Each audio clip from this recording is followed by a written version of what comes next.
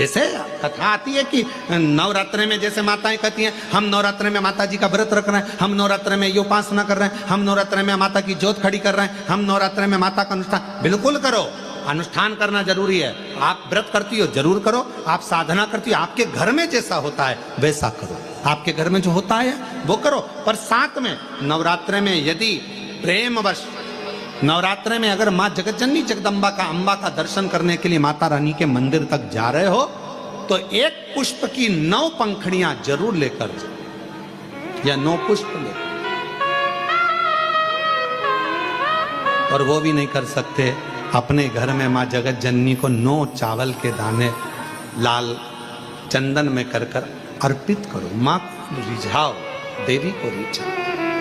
और शंकर की जितनी आराधना कर सकते हो, श्री शिवा नमस्तुभ्यं, श्री शिवा नमस्तुभ्यं, श्री शिवा नमस्तुभ्यं, श्री शिवाय नमः। हम शिव की आराधना जितनी कर सकते हो, दिल से जितनी आराधना कर सकते हो उतनी करो।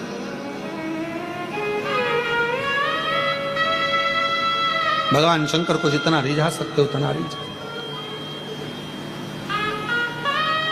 शंकर जी कह रहे हैं कि मैं नहीं जा पा रहा हूं, पर पार्वती तुम जाओगी मेरे ऊपर जल चढ़ाकर, तुम्हारे पितृ प्रसन्न मिलेंगे, तुम्हारे पितृ नाना प्रसन्न मिलेंगे, तुम क्यों चिंता करते? जाओ। अब पार्वती जी ने शिव जी का सुंदर जल चढ़ाकर अभिषेक किया, स्नान कराया, भगवान शंकर को शिवलिंग पर जल समर्पित करा और जल चढ़ाकर आज पार्वती जी पितृलोक में पहुंची अपने नाना जी के लिए। क्या देखती हैं? सुंदर स्वरूप है, इतना उमंग, इतना उत्साह, इतना त्योहार मेरे नाना जी के यहाँ कभी नहीं मना। जो शंकर भगवान को मैं जल चढ़ाकर आई तो आज पितृलोक में तो आतिशबाजी हो रही है, पितृलोक में तो नगाड़े बज रहे हैं, पितृलोक में तो सेनाइयां बज रही हैं, पितृलोक में मंगलाचार हो रहा है, पितृलोक में वाद्य यंत्रों का स्वर आनंदित कर रहा है, देवता आनंद पा रहे हैं, पुष्पों की वृष्टि कर रहे हैं। पितृलोक का बड़ा सुख। पार्वती जी को लगा कि इतना पितरों के लोक में तो मैंने कभी सुख देखा ही नहीं है, इतना पितरों का लोक में सुख है। बात क्या है? पितृलोक में जैसे ही गई अपने नाना जी के पास में, पितरों के पास में जाकर उनके गोदी में माँ पार्वती जी बैठकर पूछती हैं, नाना जी पहले आई पर पितृलोक में इतना सुख नहीं दिखा, पितृलोक में इतनी दुआ नहीं मिली, पितृलोक में इतना आशीर्वाद नहीं मिला, पितृलोक में इतना सुख नहीं मिला, ये आज कैसे प्राप्त हो रहा है? पितृलोक से पितृ नाना पार्वती से कहते हैं, देव अधिदेव महादेव पर चढ़ा हुआ जल जब हमें प्राप्त होता है, हम सारे पितृ आशीर्वाद प्रदान करना प्रारंभ कर देते हैं, वर देना चालू कर देते हैं,